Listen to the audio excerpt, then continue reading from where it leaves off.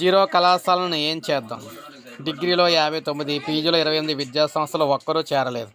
వీసీల సమావేశంలో చర్చించి నిర్ణయం తీసుకోనున్న విద్యామండలి.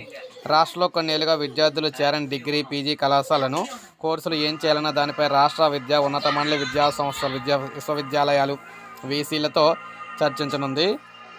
ఒక్క విద్యార్థి కూడా చేరని డిగ్రీ, పీజీ కళాశాలలు 87 ఉన్నాయి. అత్యధికంగా కాకతీయ యూనివర్సిటీ పరిధిలో ఉన్నాయని గుర్తించారు. డిగ్రీలో సగం కూడా నిండటం లేదని ఏటా మీడియాలో వార్తలు వస్తూ ఉన్నాయి. ఈ పరిస్థితిలో కొంతైనా మార్పు తీసుకురావాలంటే నాసిరకం కళాశాలను, వాటిలోని కోర్సులను మూసివేయాలని ఉన్నత విద్యామండలి భావిస్తుంది. ఉన్నత విద్యకు సంబంధించిన వివిధ అంశాలపై ఈ నెల 29న మండలి చైర్మన్ ఆచార్య వి. బాలకృష్ణారెడ్డి వర్సిటీలో వీసీలతో సమావేశం నిర్వహించనున్నారు. అందులో ఈ సమస్యపై చర్చించనున్నారు. రాష్ట్రంలో 2.05 లక్షల డిగ్రీ సీట్లు నిండుతుండగా అదే సమయంలో 2.30 లక్షలకు పైగా సీట్లు ఖాళీగా ఉంటున్నాయి. ఇంటర్ పాస్ అయిన విద్యార్థులందరూ చేరిన డిగ్రీలో సీట్లు ఇంకా మిగిలిపోతున్నాయని విద్యామండలి వర్గాలు ఆవేదన చెందుతున్నాయి. ఈ క్రమంలో అవసరమైతే డిమాండ్ లేని కోర్సు స్థానంలో ఫ్యూచరిస్టిక్ కోర్సులను ప్రవేశపెట్టేందుకు అనుమతి ఇవ్వాలని చెప్పేసి యోచిస్తూ ఉన్నాయన్నమాట.